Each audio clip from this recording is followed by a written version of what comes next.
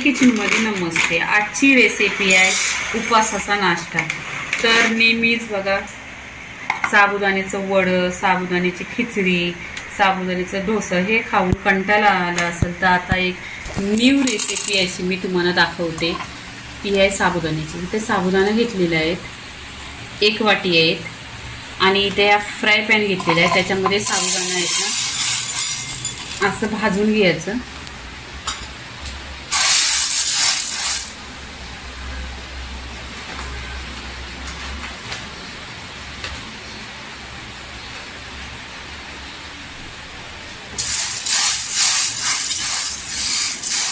इथे गॅस आहे ना स्लो करायचा, स्लो गॅसवर असं साबुदाणे भाजून घ्यायचं। भाजून म्हणजे काय गोल्डन पण नाही करायचं आणि लाल पण नाही करायचं, असं 1-2 मिनिटं असं भाजून घ्यायचं तव्यामध्ये।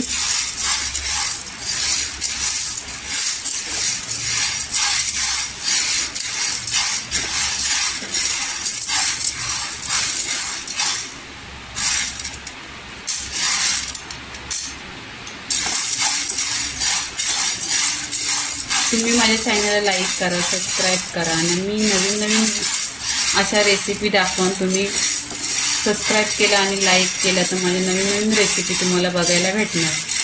तर इथे बघा इथं 1-2 मिनिटं झालेली आहेत, अजून 2 मिनिटं हे भाजून घ्यायचं।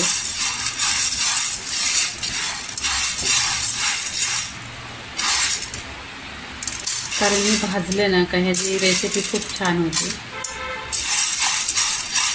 तर इथे 2 मिनिटं झालेली आहे, तर इथे साबुदाणे इथे काढून घ्यायचं।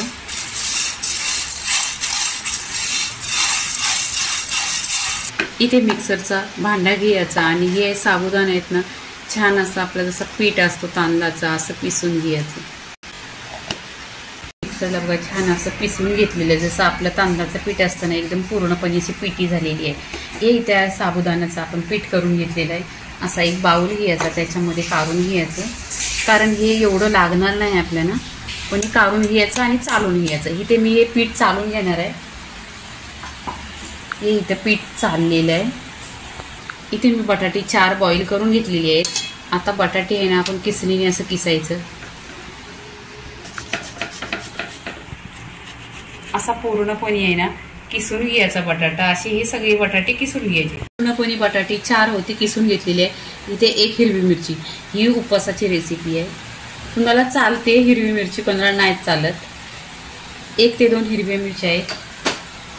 जिरं पण आहे इथं, कोण जिरं खातं कोण नाही खात। अर्धे चमचा जिरं आहे आणि फ्रेश कोथिंबीर आहे इथं।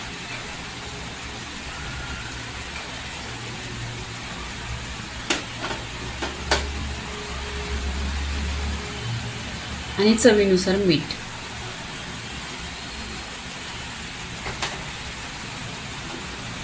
हे पूर्णपणे एकजीव करून घ्यायचं। ही रेसिपी आहे ना तुम्ही नक्की ट्राय करा, भन्नाट अशी होती आणि टेस्टी होते एकदम। तुम्ही उपवासासाठी बनवा। जर जिरं नसलं टाकायचं तुम्हाला तर नाही टाकू शकतं, आणि इथं हिरवी मिरची नाही टाकली तरी लाल मिरची पावडर जी आपली असते घरची ती टाकली तरी चालेल। इथे हा पीठ घेतलेला आहे साबुदाण्याचा, जसं याच्यामध्ये लागेल तसं टाकायचं।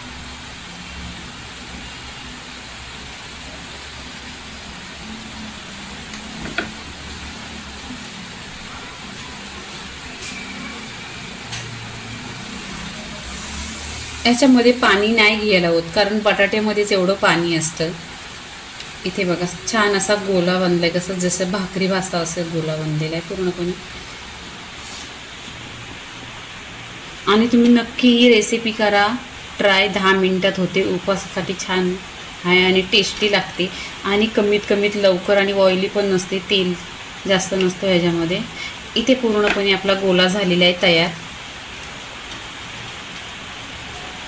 बघा असा आहे ना पूर्णपणे असा गोल राऊंड मध्ये उंडा बनवायचा। इथे तेल लावायचं खाली आणि मी हाताने पण लावलेला आहे। तर आपण इथंच थापायचा। तुम्हाला बघा तुम्ही जर कपड्यावर थापला तरी पण चालेल आणि इथे थापला तरी पण चालेल। असा पूर्णपणे तेल ही करायचा।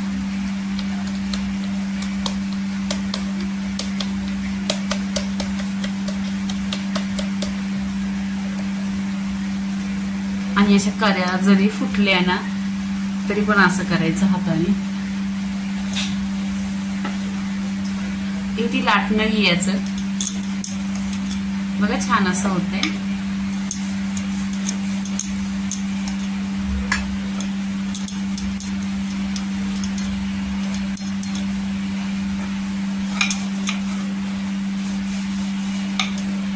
पूर्णपणे असं लाटून घ्यायचं जसं आपण चपाती लाटता अशीच.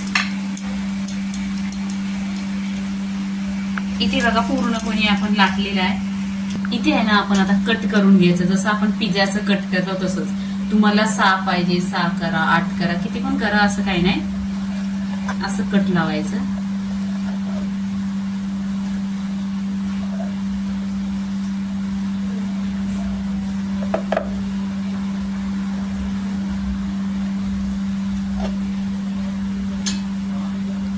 इथे बघा पूर्णपणे कट केलेले आहेत मी.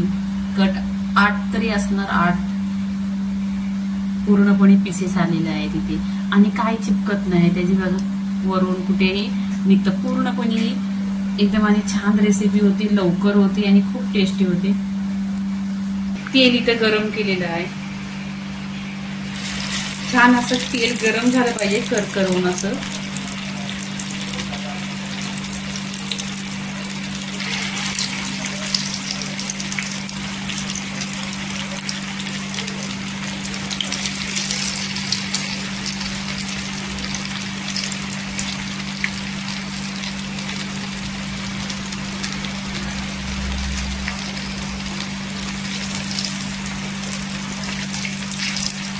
इथे दोन्ही पण साईडने छान असं फ्राय करून घ्यायचं आणि क्रिस्पी एकदम करायचं फ्राय. आणि हे फ्राय करताना ना गॅस एकदम स्लोवर करायचा.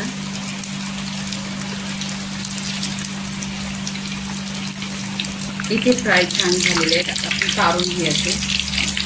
इथे बघा कसं पीसेस एकदम छान झालेले आहेत. हे पूर्णपणे इथे काढायचं आणि याच्यामध्ये तेल अजिबात राहत नाही. इथे दुसरं पीसेस टाकायचं.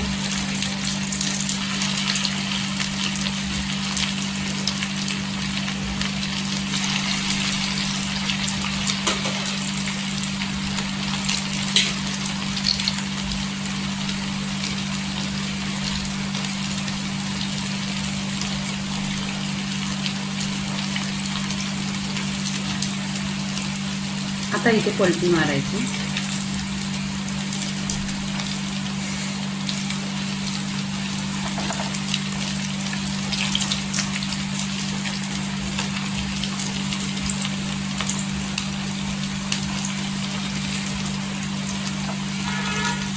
इथे बघा तेल असं गरम आहे आणि एकदम छान असं क्रिस्पी आणि कलर पण बघा.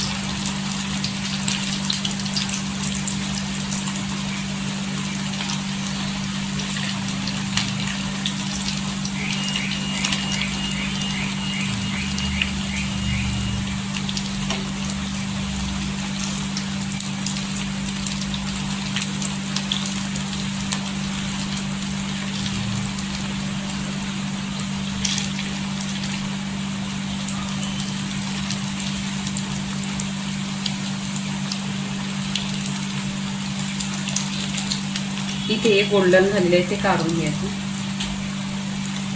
फ्राय करून घेतलेली आणि पूर्णपणे रेसिपी झालेली आहे. उपवासाची रेसिपी झालेली आहे. लाईक करा, शेअर करा, सबस्क्राईब करा आणि नेहमीच खात राहा. धन्यवाद.